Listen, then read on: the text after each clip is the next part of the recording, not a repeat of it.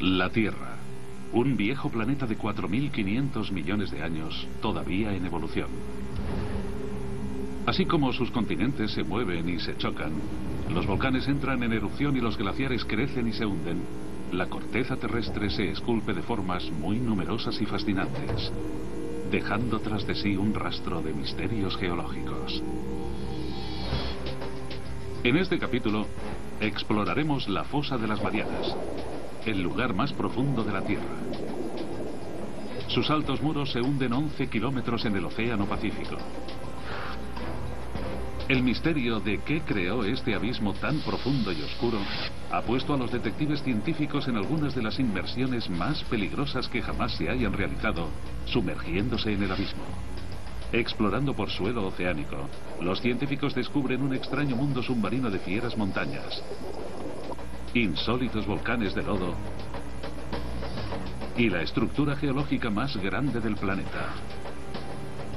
Los descubrimientos de este mundo subacuático único revolucionarán nuestra comprensión de las poderosas fuerzas que dan forma no solo a la fosa, sino a la Tierra al completo.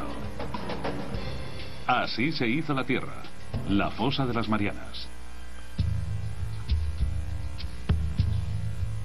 Sumergida bajo las olas del Pacífico Occidental se encuentra la Fosa de las Marianas, el lugar más profundo de todos los océanos.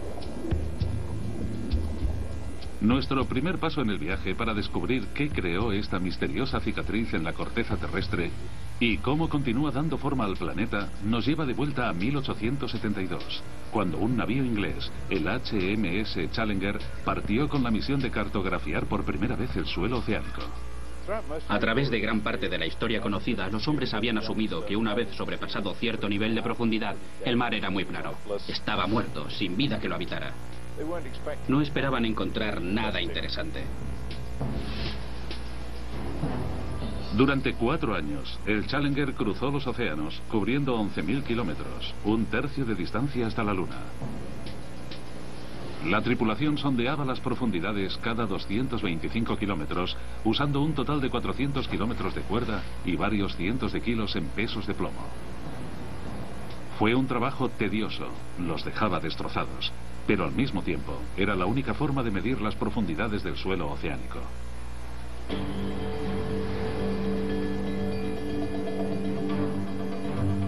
Cuando llegaron al Pacífico Occidental, a 320 kilómetros de la isla de Guam, la tripulación bajó la cuerda para realizar la medida rutinaria.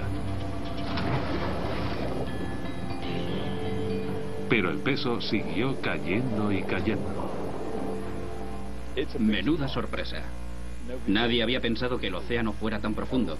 Y de pronto tenemos a todos esos científicos pensando, ¿cómo es eso?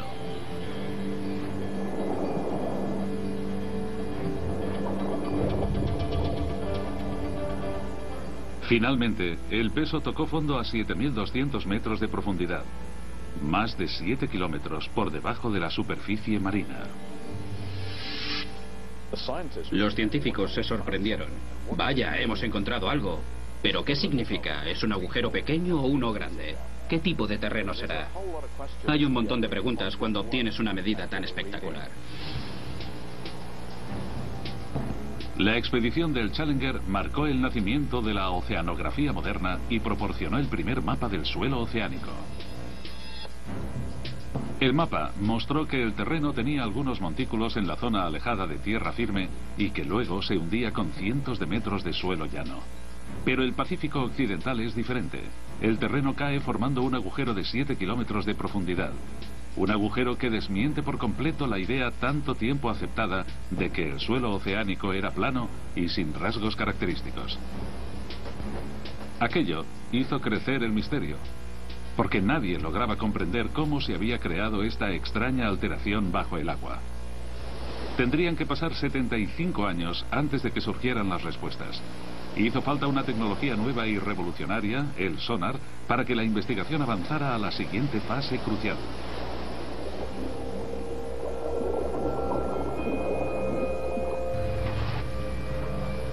El sonar se desarrolló a principios de siglo y se perfeccionó durante los años 40 para detectar a los submarinos que surcaban las profundidades. El sistema funciona emitiendo ondas sonoras bajo el agua. Estas ondas golpean los objetos sólidos y rebotan hacia un detector. Midiendo el tiempo que les costaba volver a las ondas sonoras, los científicos vieron que podían realizar una representación bastante precisa del mundo que existe bajo las aguas. Los mayores navíos del mundo usaron mucho tiempo y esfuerzo desarrollando tecnología para la caza de submarinos. Pero más tarde, los hidrógrafos descubrieron que podían usar estos aparatos para hacer mapas del fondo marino, puesto que era mucho más fácil y barato que usar un gran número de marineros hundiendo cuerdas.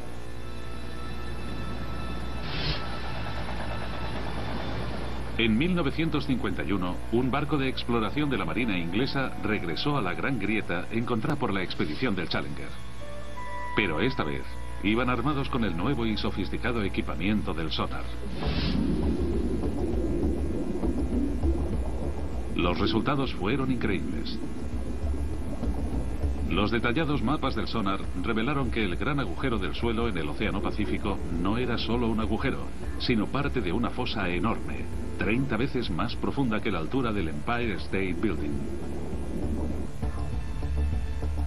Mide 2 veces la distancia de California, 24.000 kilómetros desde el sudeste de Guam hasta el noroeste de las Islas Marianas.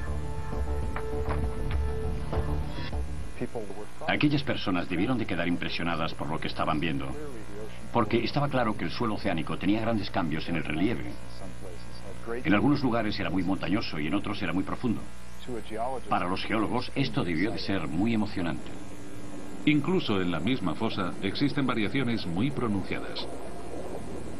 En su extremo sur se encuentra la mayor sorpresa de todas, pues el suelo cae otros 3 kilómetros hasta su punto más hondo, nada menos que 11 kilómetros bajo el agua. Los científicos habían descubierto la parte más profunda de los océanos. Aún hoy en día es el punto más bajo conocido del planeta.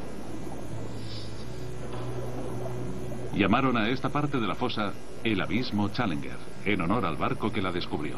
Para entender mínimamente lo profundo que es esta fosa, hay que coger la altura del monte Everest y empezar a medir desde el fondo del Abismo Challenger. Una vez arriba todavía tendríamos 2 kilómetros de agua por encima de nosotros antes de llegar a la superficie del agua. Pero cómo se formó la fosa de las Marianas sigue siendo un misterio.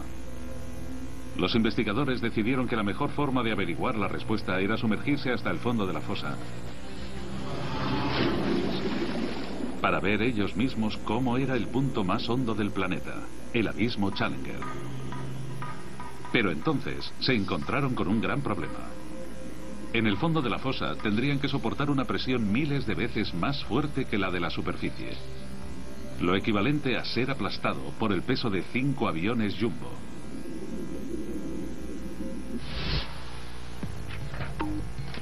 Para demostrar los efectos de dicha presión, los científicos usaron la cabeza de un muñeco.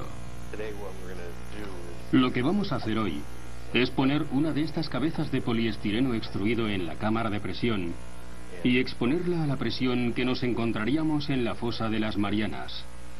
Esos son unas 1000 atmósferas.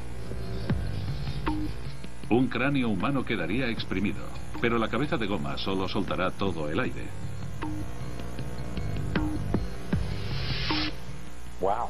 Madre mía, vaya, eso es mucho más pequeño que la forma original. Mirad qué diferencia. Es increíble.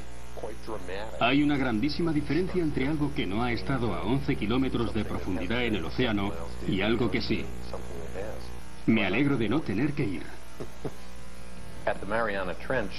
En la fosa de las Marianas es imposible la vida humana. No estamos equipados para resistir ese tipo de presión, así que es necesario proteger a las personas de ese tipo de ambiente. El reto de los ingenieros era ahora pensar en cómo conseguirlo. En 1953, el científico suizo Auguste Piccard diseñó el Trieste, un vehículo pionero que podía soportar esas increíbles presiones.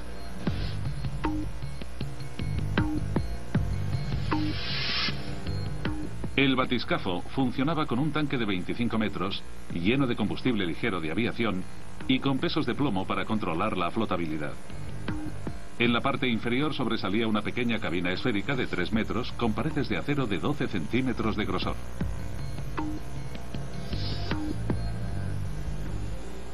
Finalmente, después de 7 años de modificaciones y pruebas de inmersión no superiores a los 5,5 kilómetros, el Trieste estaba listo para intentar bajar los 11 kilómetros con los que cuenta la fosa. El comandante de este peligroso reconocimiento era el teniente de la Marina estadounidense y explorador oceánico Don Walsh. Sé que los astronautas pasan por esto todo el tiempo. ¿Por qué tenemos que ir nosotros? ¿Por qué no pueden enviar a un robot? Suelen pensar en esas cosas. Nosotros tuvimos que ir hasta allí porque eso es lo que hacíamos. Solo unos pocos oficiales y científicos sabían de esta misión tan peligrosa que se realizó en enero de 1960 desde la isla de Guam en el Pacífico Occidental. En aquel momento Guam era una zona de aguas restringidas. Solo nos dejaron entrar porque estábamos intentando hacer ese proyecto un poco a escondidas, porque no estábamos muy seguros de si iba a funcionar. La Marina no quería quedar avergonzada por un fallo científico espectacular. Acompañando a Walsh se encontraba el hijo del diseñador del Trieste, el ingeniero y oceanógrafo Jacques Piccard. Los dos hombres pasarían las siguientes 9 horas comprimidos dentro de la estrecha esfera. Teníamos, no sé, puede que unos 6 metros cúbicos de espacio. Eso es más o menos lo que mide una nevera cualquiera. Y la temperatura era igual de fría allí dentro. Fue un auténtico drama. La historia de cómo se creó la fosa de las Marianas empieza a tomar forma. En 1874, los cartógrafos ingleses fueron los primeros en descubrir una cavidad de 7 kilómetros en el océano. 75 años más tarde, el sonar reveló que la fosa medía nada menos que 24.000 kilómetros de longitud y que la parte más profunda estaba a 11 kilómetros por debajo del nivel de la superficie del Pacífico. Para reunir más pruebas, dos valerosos hombres estaban a punto de realizar la inmersión más peligrosa de la historia. Se aventurarían en el abismo y llegarían al fondo de la fosa de las Marianas.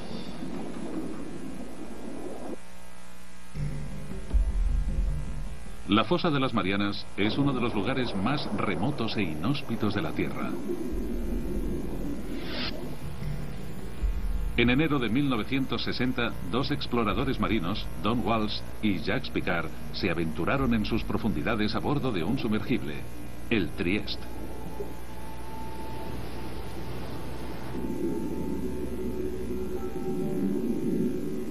A una velocidad de apenas 5 kilómetros por hora, empezaron su lento descenso hacia la zona del crepúsculo. A unos 100 metros, la oscuridad ya era total. La única iluminación provenía de las potentes luces del Trieste. En aquellas profundidades en las que operábamos, todo estaba siempre oscuro. Estábamos en medio del abismo, así que lo único que podía iluminarlo era la bioluminescencia de los animales y el plancton. Son como las luciérnagas, tienen su propia fuente de luz con ellos.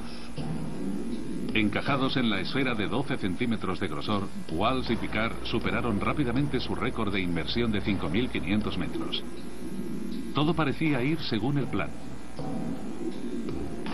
En la parte trasera de la cabina, la tripulación estaba protegida por una doble capa de cristal. Pero tras 2 horas sumergidos, el panel exterior se agrietó.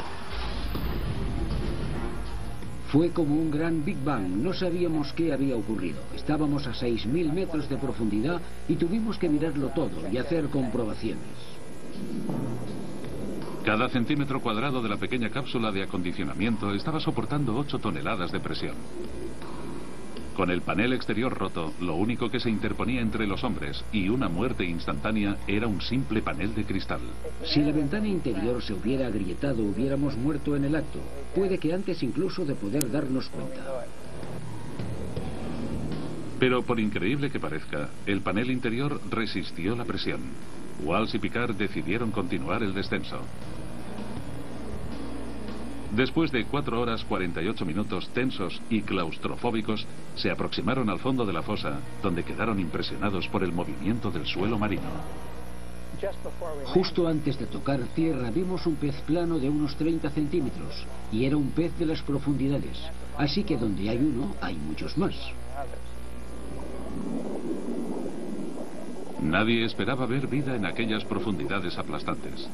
Pero eso significaba que los exploradores habían alcanzado su meta.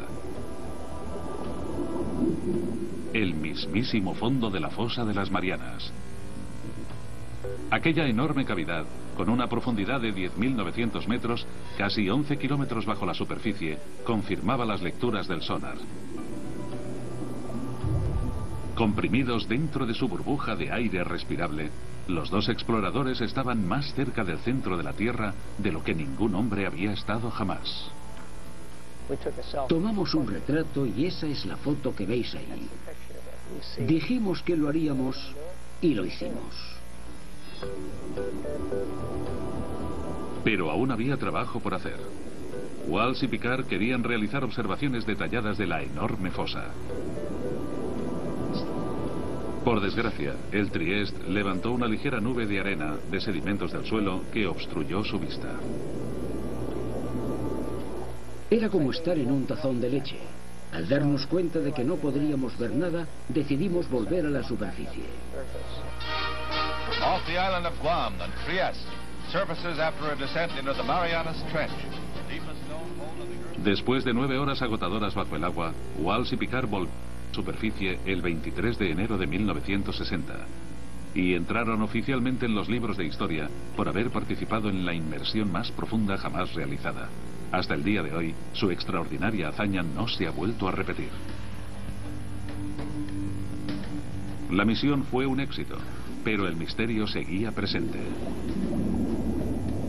Los geólogos seguían sin comprender qué pudo formar la inmensa fosa. Y si no habían conseguido encontrar la respuesta dentro de ella, puede que tuvieran que mirar en otro sitio. Es posible que hubiera algo en alguna parte del suelo oceánico que pudiera explicar los orígenes de la fosa. Durante los 50 y los 60, un equipo de geólogos liderados por Harry Hess, de Princeton, recogieron datos de todos los océanos del mundo con un sonar. Fue como si hubieran quitado un enorme tapón para drenar toda el agua y dejar el suelo oceánico al descubierto. Sus mapas revelaron que la fosa de las Marianas solo es una pequeña parte de una red de enormes cañones submarinos que se expanden por todo el planeta.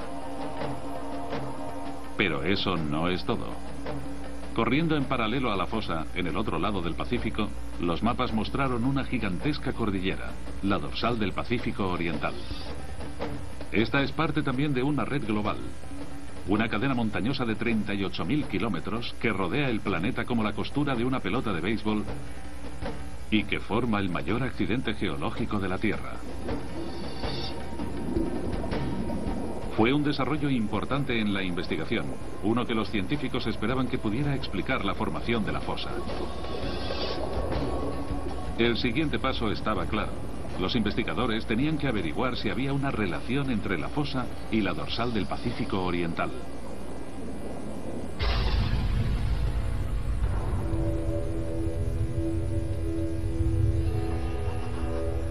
Pero la respuesta vino de la más inesperada de las fuentes. Durante la Guerra Fría, los Estados Unidos construyeron una enorme red de sismómetros subterráneos para recoger datos de las pruebas con bombas atómicas que hacían en todo el mundo. De forma inadvertida, estos sismómetros detectaron también los terremotos que sucedían de manera natural.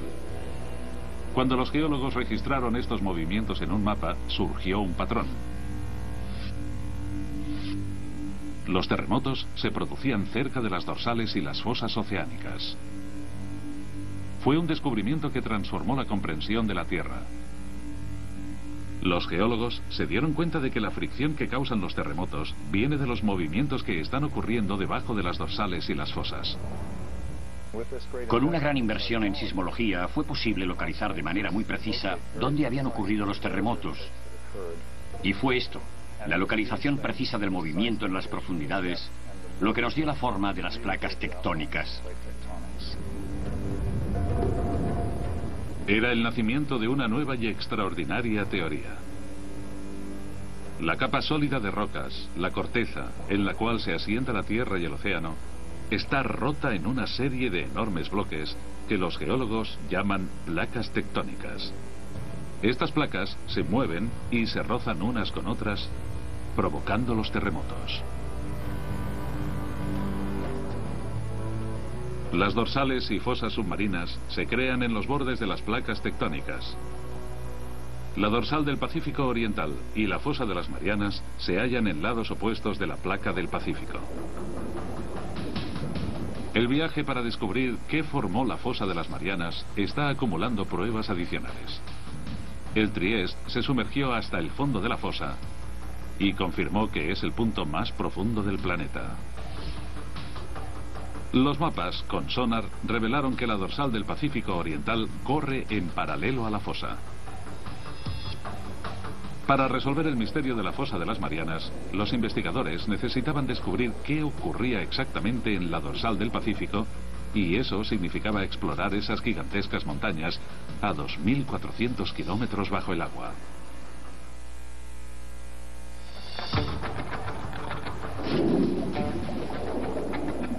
Las piezas del puzzle de la fosa de las Marianas empiezan a encajar con el descubrimiento de que el accidente se encuentra en el borde de la placa tectónica del Pacífico.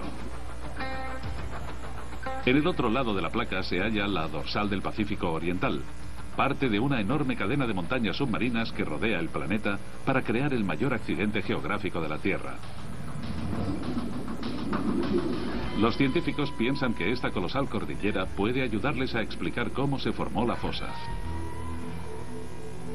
Y ahora han encontrado una pista importante en mitad del globo, donde la dorsal pasa por debajo del Océano Atlántico.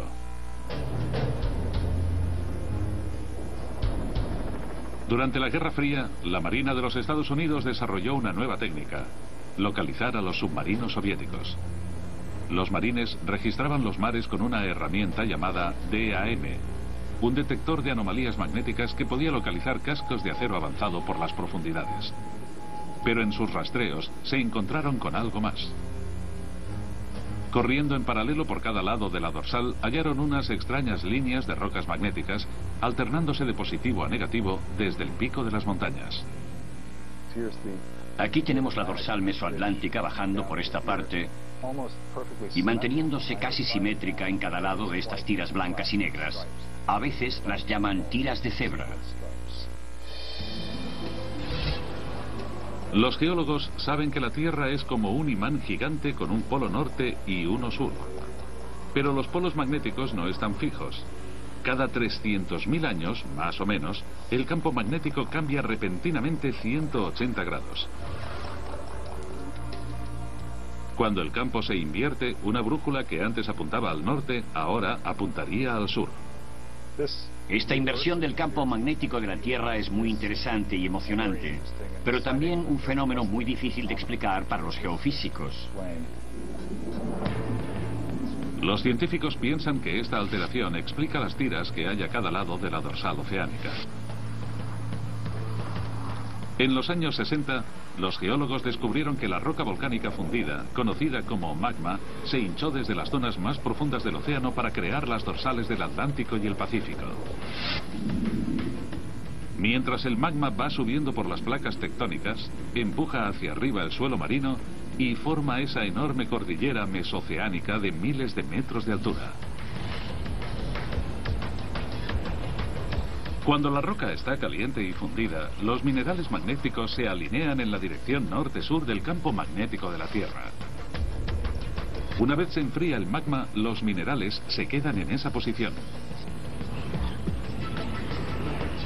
Estas rocas actúan como un registro permanente de la localización de los polos magnéticos cuando se formaron las rocas. Como cada vez sube más magma, la corteza se separa de la dorsal y el terreno recoge los cambios en la polaridad magnética de la Tierra. Si tenemos inversiones en la polaridad magnética, el suelo marino actúa como una especie de grabadora que recoge estos cambios en la magnetización. Es por eso que el patrón de las tiras magnéticas permite a los científicos calcular la velocidad a la que se mueven las placas.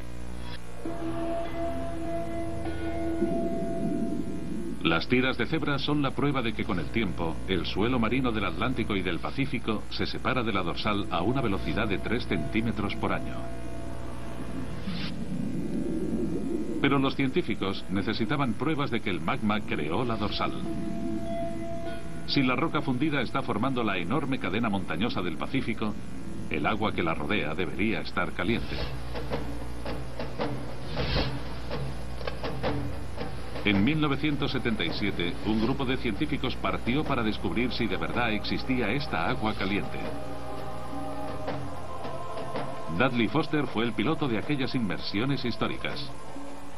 Fue un trabajo muy emocionante porque estaba en la cumbre de la ciencia. Había nuevos descubrimientos todo el tiempo. En cada barco venía un nuevo grupo de científicos con nuevos objetivos y con ellos llegaba la exploración y los descubrimientos. Eso es lo que de verdad hacía emocionante el trabajo.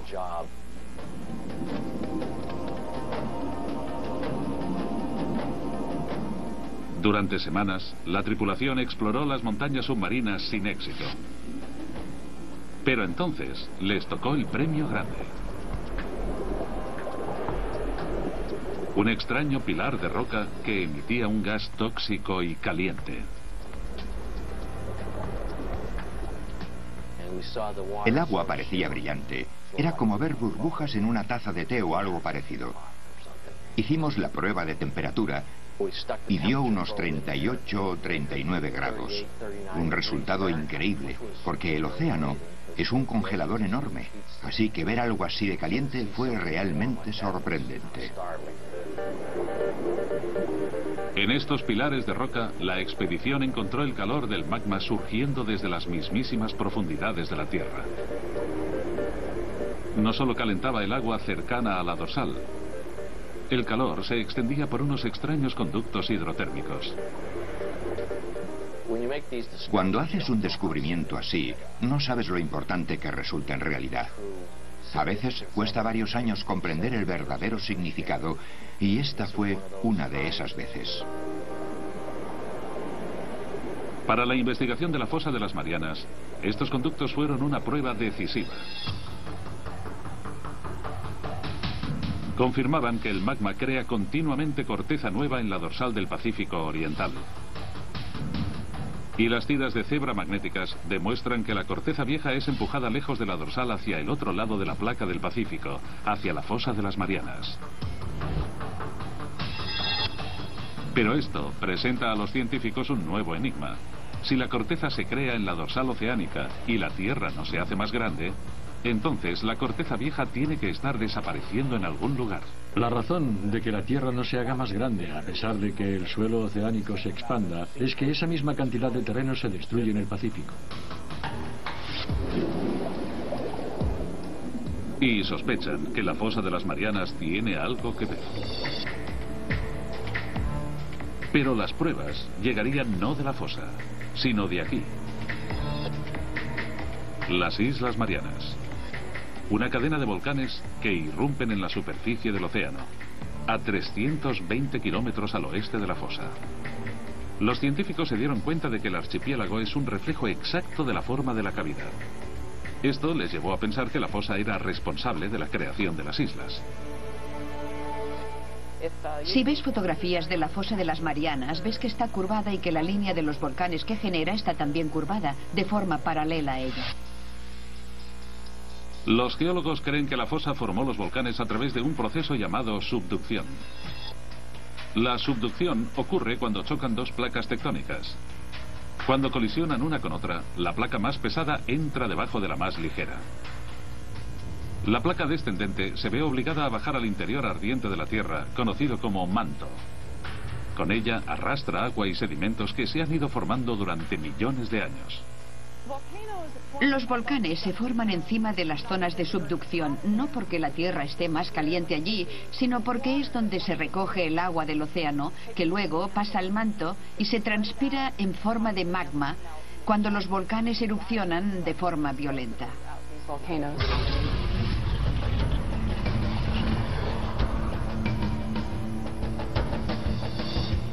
El agua de los sedimentos fuerza al magma a subir y atravesar la placa que hay encima.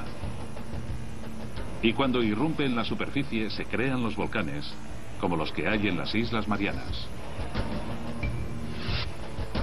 Fue la subducción la que formó las islas al oeste de la fosa Y eso les dio a los investigadores la respuesta que estaban buscando. Porque aquí, por fin, había un proceso lo bastante poderoso como para crear la fosa de las Marianas. Cuando la placa descendente baja, crea un hueco en el manto.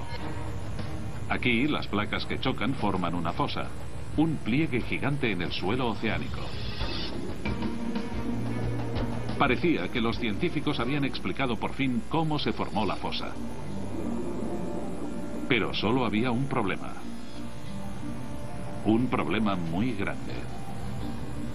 Las zonas de subducción de todo el mundo causan terremotos violentos y tsunamis catastróficos. Sabemos que la subducción existe por los terremotos, y estos son los terremotos más devastadores que hay.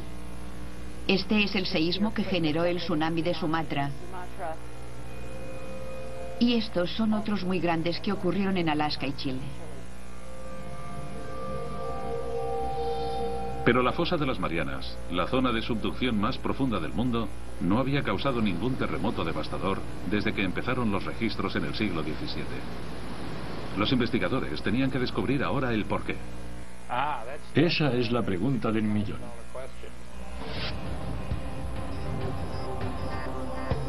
Esperaban que la parte oeste de la fosa, la que tragaba, pudiera proporcionarles la respuesta.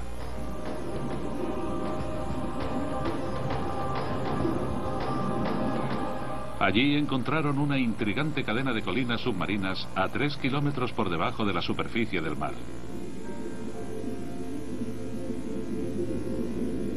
Los ingenieros taladraron las colinas y recogieron algunas muestras del interior.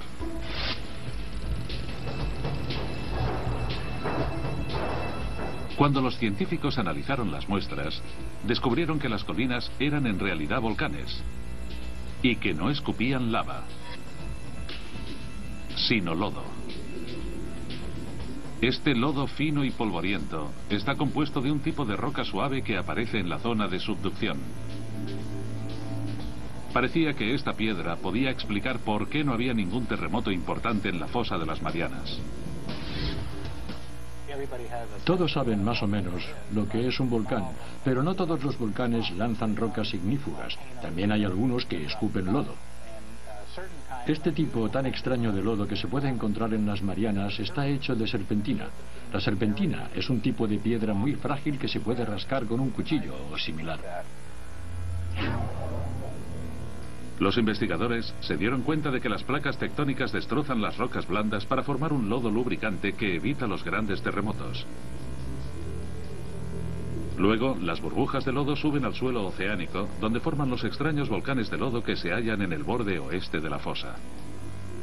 En otras partes del mundo, como los Andes o quizás Indonesia, hay dos placas que chocan una contra otra y al ser una de ellas más fuerte, crea un gran terremoto para romper la superficie de la otra. Pero si estas rocas son frágiles, como las que hay en las Marianas donde encontramos esto, las serpentinas, que son muy débiles, no hace falta tanta energía para conseguir que las dos placas pasen una encima de otra. Al fin, los geólogos han descubierto qué creó la fosa de las Marianas. Hace 50 millones de años, la placa del Pacífico se deslizó por debajo del borde de la placa de Filipinas. Al chocar y hundirse en el manto terrestre, formó la enorme fosa de las Marianas. La placa sigue moviéndose. Al igual que una enorme cinta transportadora, la corteza terrestre viaja lentamente por la placa del Pacífico desde su lugar de nacimiento en la dorsal del Pacífico Oriental hasta su cementerio, 16.000 kilómetros más lejos, en la fosa de las Marianas. Actualmente el movimiento de la placa del Pacífico se puede seguir en tiempo real. Ha llegado una confirmación del GPS. Ahora podemos poner un transmisor en una isla y volver cada año para ver cómo se mueve unos pocos centímetros al año cerca de la fosa. La fosa devora la corteza a un ritmo de 3 centímetros por año, más o menos igual de rápido que crecen las uñas humanas. Cada 4 millones de años se traga una zona del tamaño de los Estados Unidos. Al consumir la corteza, creó la dorsal del Pacífico Oriental.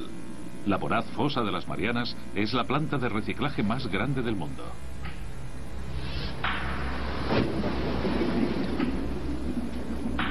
Pero todavía queda encontrar una pieza importante del rompecabezas. Los científicos no han descubierto todavía por qué es la fosa más profunda de la Tierra. Sospechan que la edad del suelo marino del fondo puede proporcionarles la respuesta. Resulta que hay una relación muy fuerte entre la edad del suelo marino y su profundidad en el agua. En 1999, un equipo de taladradores de profundidad volvieron a la fosa para recoger más muestras. Una de las cosas geniales que tiene taladrar la corteza oceánica es que podemos conseguir muestras de ella. Tenemos en nuestras manos el material que está siendo absorbido por la subducción en la fosa de las Marianas y resulta que tiene 170 millones de años. Ahora podemos decir con seguridad que es el suelo oceánico más antiguo antes de ser devorado por el manto en la fosa. ¿Pero por qué es esta roca la más antigua del suelo oceánico? El suelo de la fosa de las Marianas es tan antiguo porque ha pasado mucho tiempo desde que nació. Se creó en lo que sería el este del Pacífico y ha vivido mucho más que otros en los demás lugares del océano porque ha sufrido la subducción. La placa del Pacífico es la placa tectónica más grande del planeta y cubre una zona de 11 veces el tamaño de los Estados Unidos. Cuando la corteza salió de la dorsal hace